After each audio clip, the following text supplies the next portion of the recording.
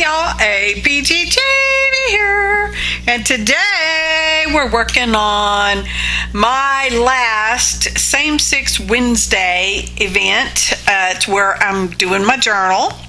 As y'all know, if you've been following along, which why not if you haven't been, that for the past 6 months we have been doing a Same Six Wednesday event every month on the third Wednesday of the month, wherein 6 different artists sent each other the 6 same things, okay?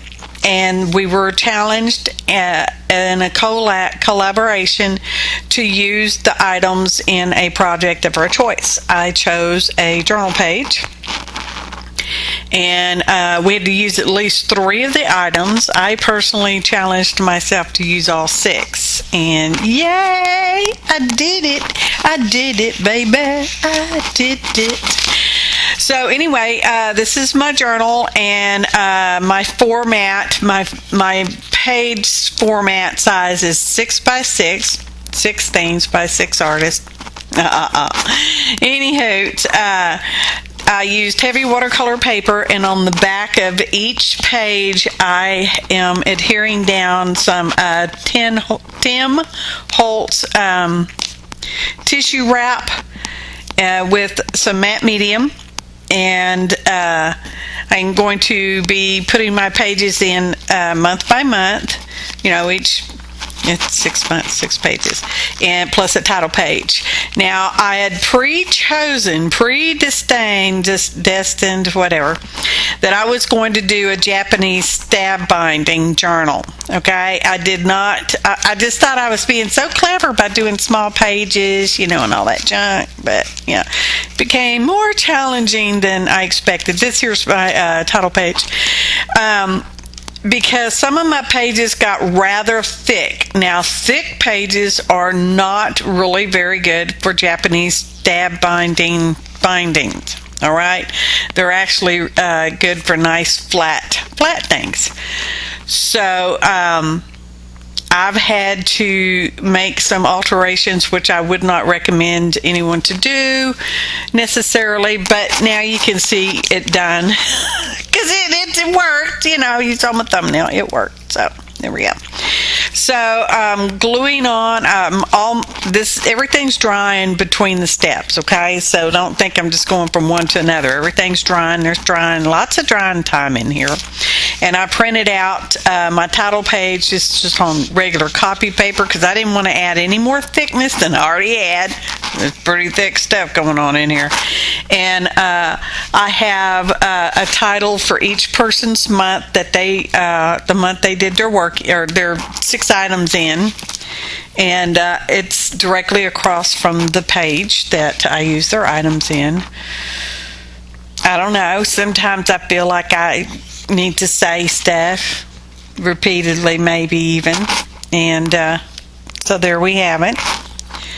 And I show you not quite everything, and there are plenty of super sped up portions in the video.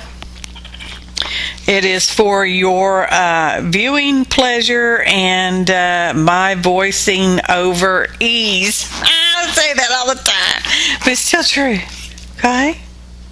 It is still true. So, just continuing on for each month, and let's see, the longer video, I did cut out an amount.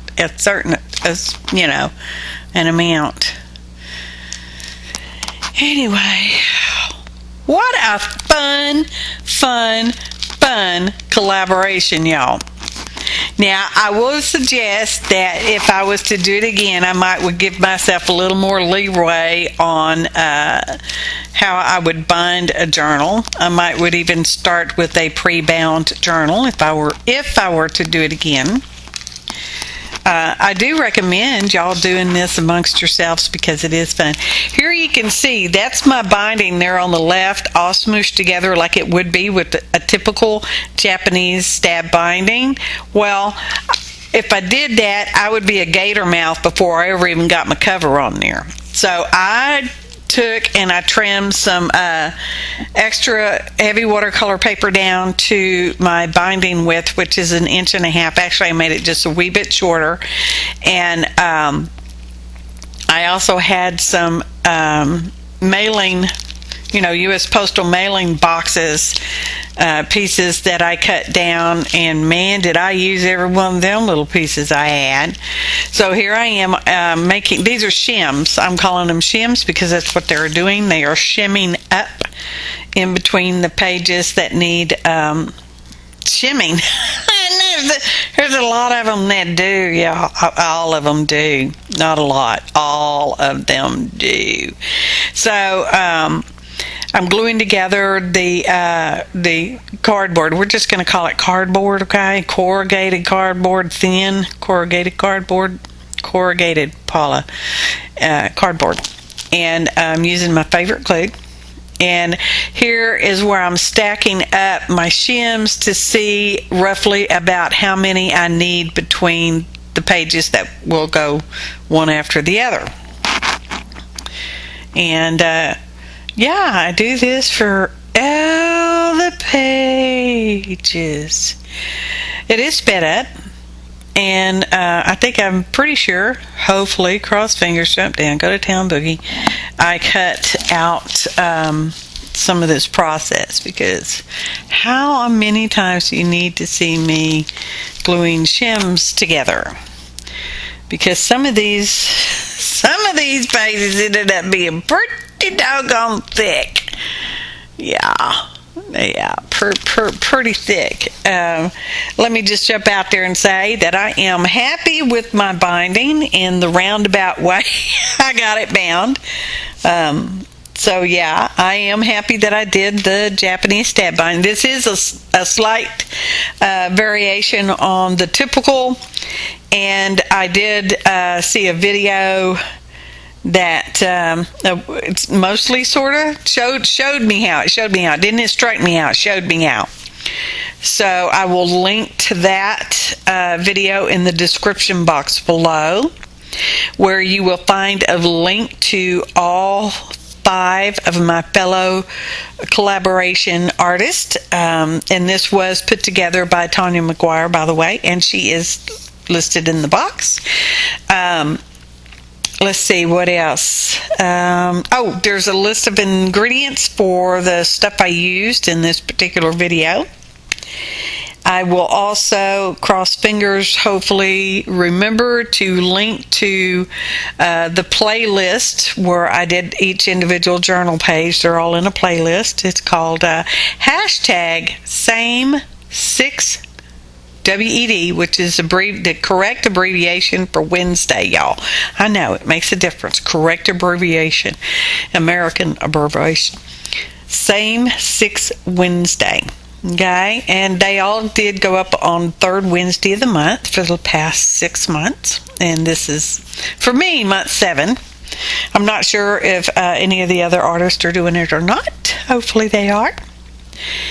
And here I'm marking out for my template, my hole punching template, and they're not necessarily evenly spaced. I was just kind of sort of measuring, eyeballing. Y'all know how I am.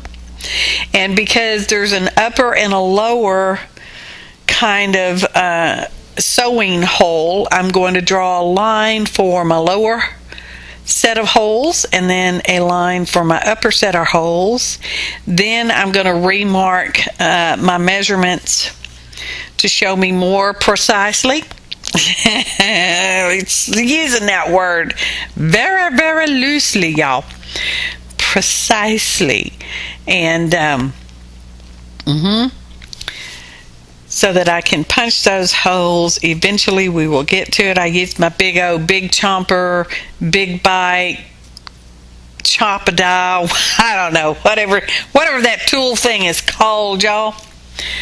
And here, and this part I think is in real time, which is why it seems like it's extra slow.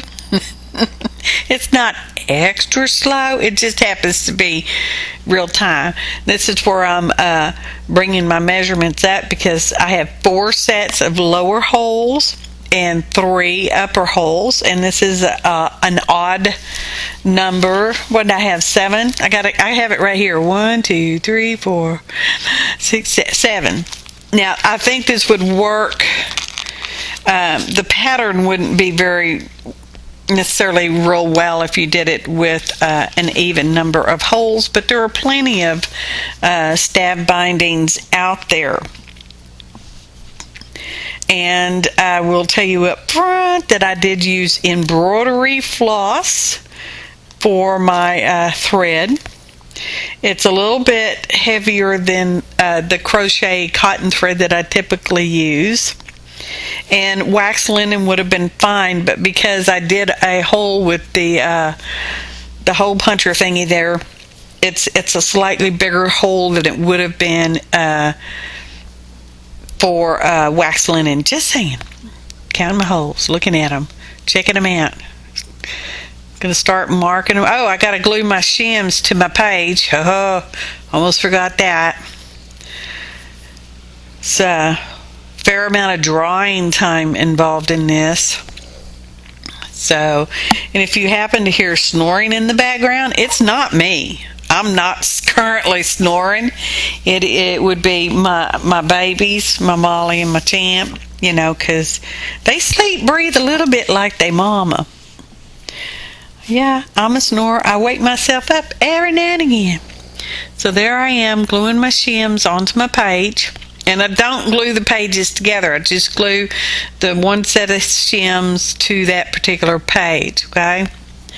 And I do that throughout the whole thing. Now, I had a midnight dream idea where I make my back cover so that it flips up on the side and then the top flips over, you know, as a closure, and the sides, and it kind of just all closes that, and it's almost like a box.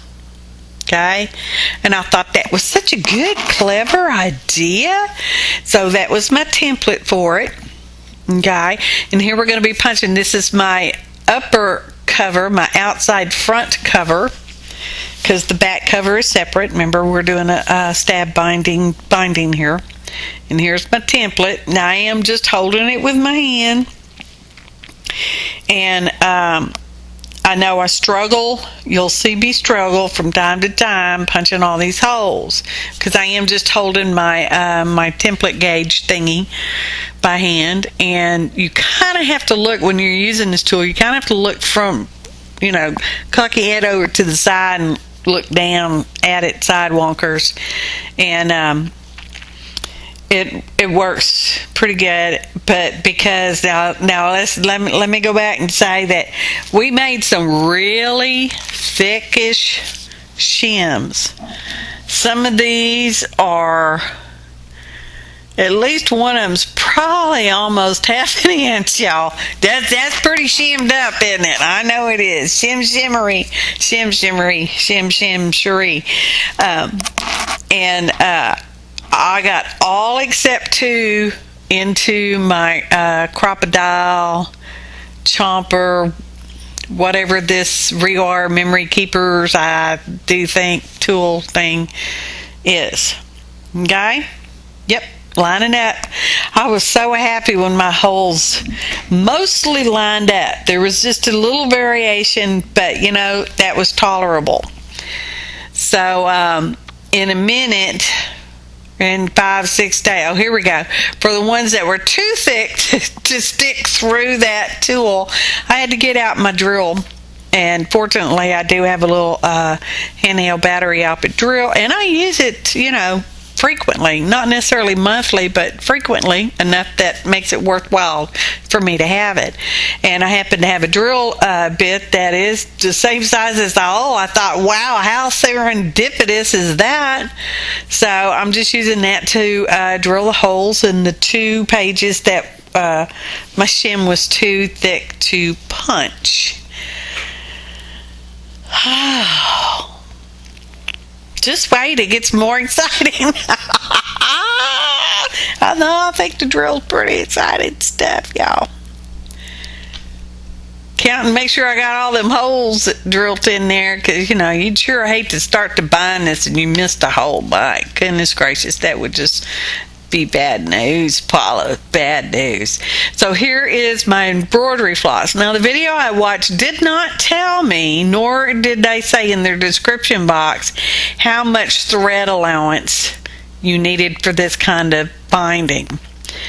Now, I'm sure I had to use way more thread than you would on a normal, actual flat pages, okay, because I've got extra thick spine there with all them shims in there. So I took my thread and I did 14 times the height of my book, not the width, but the height, okay, which is the short sides. And I probably could have went 13, but I'm glad I had plenty, okay. You don't want to run out of thread, all right. There's ways you can tie it all together, but I did not want to run out of thread. So I got to fight off and on with my thread a little bit. And y'all know, maybe you don't, how embroidery floss will because it's a twist. It's like threads twisted together to make a floss. That's what it's called, embroidery floss. And so anyway, every once in a while they will somewhat come untwisted, and you have to have a big enough needle to thread that through there. And I'm holding it together with just my hands, and then I'm not really fighting because I do have my wraparound back cover on there, because we're binding that all up in there too. So fortunately, I had a long needle, thank goodness, because if I'd had a regular size needle, this would have never worked. So I have to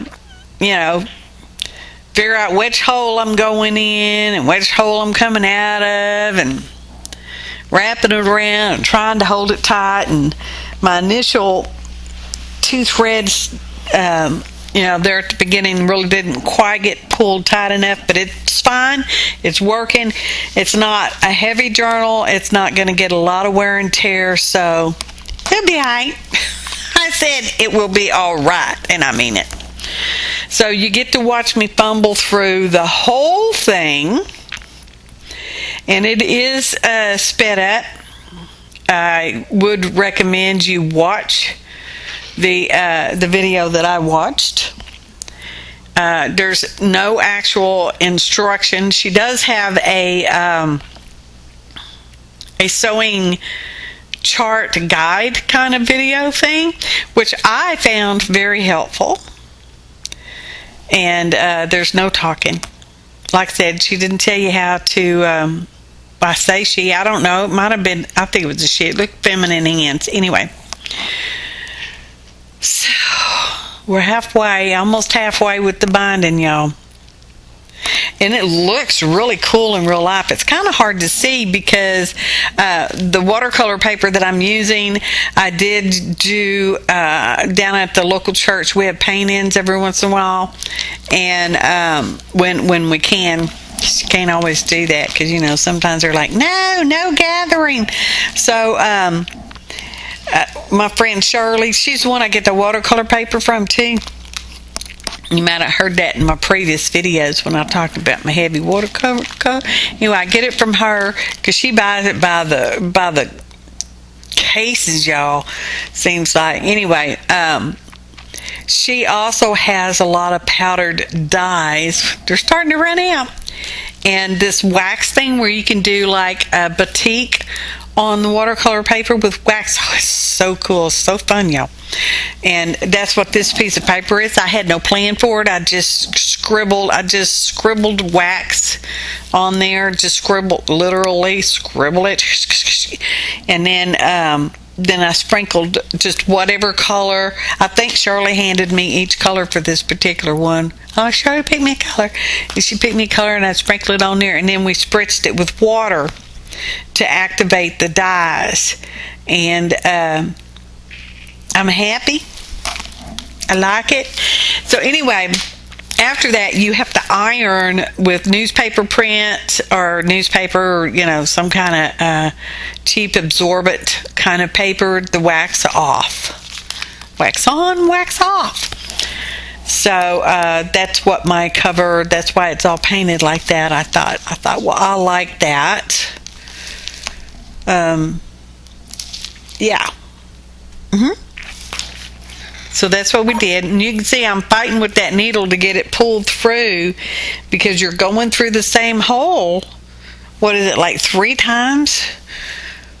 1, 2, 3. Well, that one goes through there 5 times. So sometimes you're going through the same hole 5 times. All right, so it can get a little tough pulling that needle through. So and I thought, I don't want to have to use the pliers, because you know when you use pliers on your needle, it can crimp them up, scratch them up, and if you put it in the wrong place, too close to the eye of the needle, you will break the eye.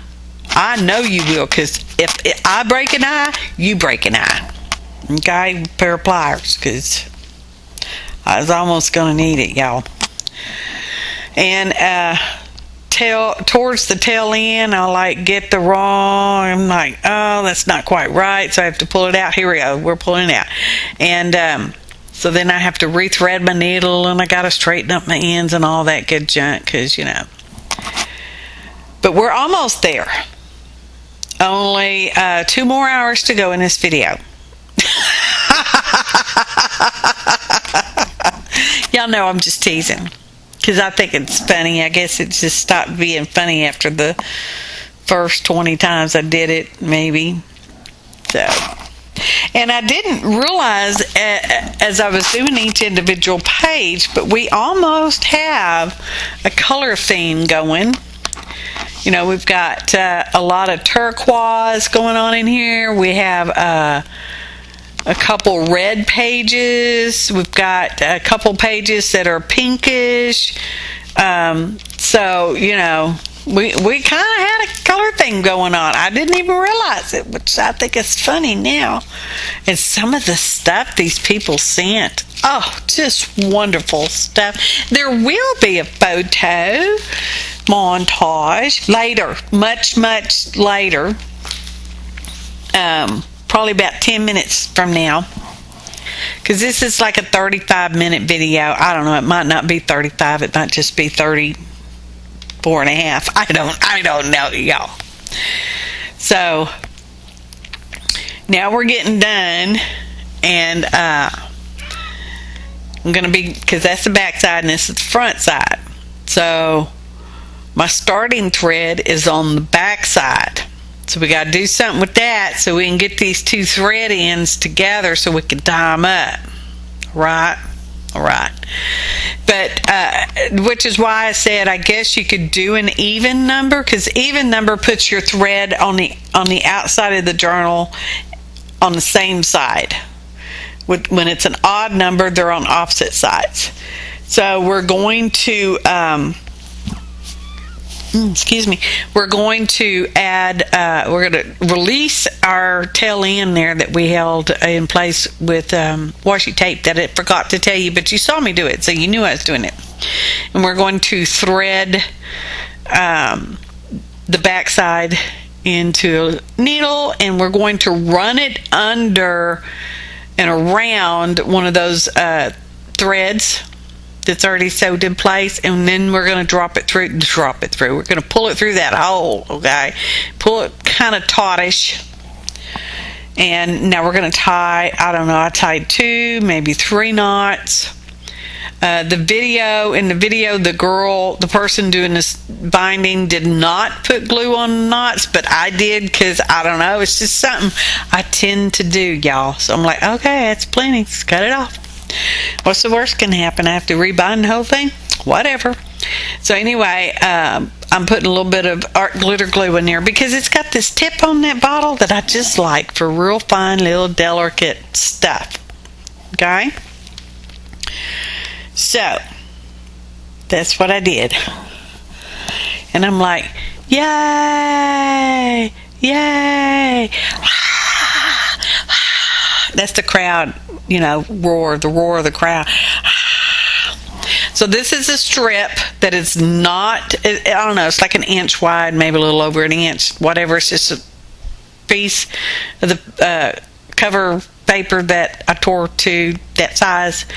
And I've got little folds on both ends, and we're going to glue it over the front top cover, because that's what our back is going to slip into.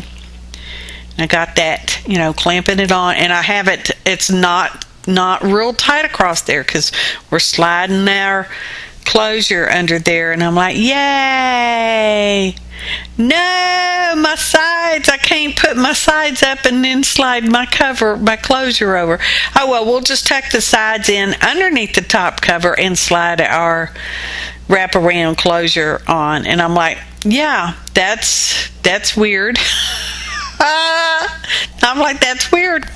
So now we're going to do the flip through part, because for all intents and purposes, I thought I was done.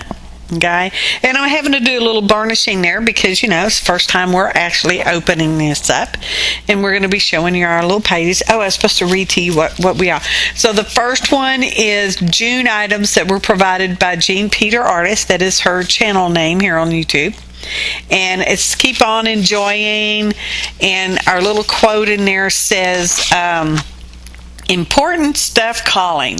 No matter the direction your ideas take, you just need to trust. And that is something I think of. Things just kind of develop after you're working on a page. This one is July items provided by Barbara Clark.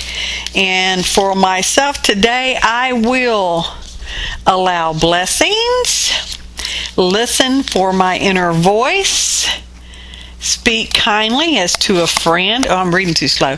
Spread goodwill, give thanks, see with a loving heart, and breathe simply with calm. Okay, the one with the paper doll on there was August items by Lisa of My Eclectic Life. And his quote says, I do not wish women to have power over men, but over themselves. And then the next page was a little secret journaling spot. Oh my gosh, I'm getting way behind, y'all. And it was September items provided by me, yours truly. It says, in any given moment, we have two options: to step forward into growth or to step back into safety. And then we have the October page, which is items provided by Tanya McGuire. And we did a little specimen tray thing and a faux letter. And I love my little faux wax seal, y'all. And there were some journaling cards involved. And then we have November items provided by Maria's Miscellany. And we did a little journal book thing. And we're getting close, y'all. We're getting close. And on the final page back there, I didn't show you, but I did cover the back of it with the tissue wrap. I showed my husband, and he agreed with me that the cover was weird, so I said, well, I'm just going to lop off those little fold-up side thingies. So that's what we're doing. We're altering what I thought was a complete and done deal. You can do that. It's yours. You can do it. Okay? So I'm just kind of inking the little edges there. And because, now they're plain white, y'all. Inking them up. And I'm like, okay, well, let's just go ahead and add some beads on all these threads. And none of the needles I had went through the beads I picked out. And, I'm like, well, I'm not changing beads because I'm not. So I got out my little sewing needles. These are little betweens because I used to be a quilter, but it hurts me to quilt, blah, blah, blah, ad nauseum. Feel sorry for me. Thank you so much and have a blessed day.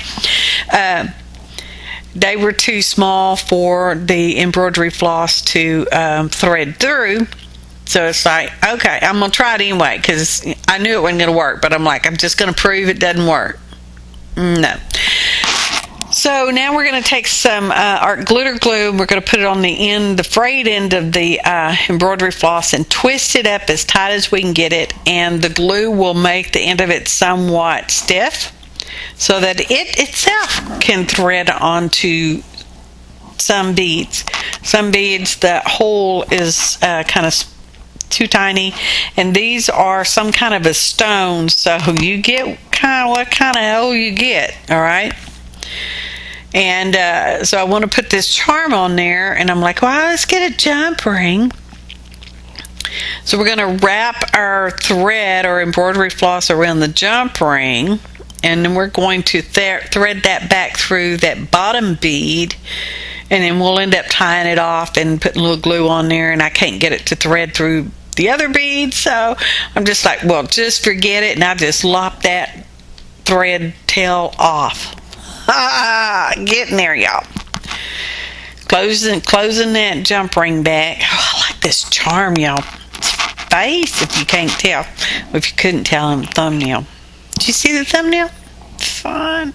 Oh, this was such a fun and challenging collaboration, y'all. So pleased with the stuff the lady sent. Just wonderful things. Some of it was real vintage ephemera, y'all. I only had faux vintage, but you know, it worked. So here's our second one. Now, on the video with the original binding, she just tied it off, popped her little knot through the center hole, and lopped off her tails. But I'm like, no, let's put beads on, probably. So that's what we did. So here's the one where the beads are just like, no, I'm not going on there. No worries, y'all. We've only got 10 more minutes left of the video. It's catching up real fast, believe it or not. How's our voiceover timing going? I don't know. It's okay, I guess. So there we are, cleaning our stuff up. Oh, it's cute. Look at that, y'all. It's so cute. It's like, well, now let's just put some words on there because it doesn't look quite finished. So I got out my little letter dies over there. In the description box, it tells you what I used. Okay, if you're curious. And we're going to glue those on. Now, on the camera, they're showing up pretty well, but in real life, they were like getting a little lost because, as you can see, the cover's just a little busy. So we're going to get a white pen and outline all our numbers and letters with a white pen. That's a jelly roll. And they write pretty well on stuff. Oh, and I forgot to tell you, on the outside of the cover, I did go over the entire thing with matte medium, and I noticed that some of the dyes reactivated slightly. That just means they weren't totally saturated when I first did it. So after that dried, I went over the whole thing with gloss varnish. Okay, get ready, y'all. Photo montage. Pretty heavy, long photo montage. Just 10 more minutes to go. Look at that binding. Oh, it was a little rough going, especially since I had to make the shims and all that stuff, but I'd do it again. Not necessarily the shims, but I would do this binding again. And as you can see, which I didn't show you that part, but we did put our tissue wrap on all the blank sides of our heavy watercolor paper. And there is our July page, courtesy of Jean Peter Artist. And then we have, June was Jean Peter, July is Barbara Clark, August is Lisa, My Eclectic Life, September is APG Jamie, October is Tanya McGuire, and November is Maria's Miscellany. Thanks for watching, and happy arting, y'all!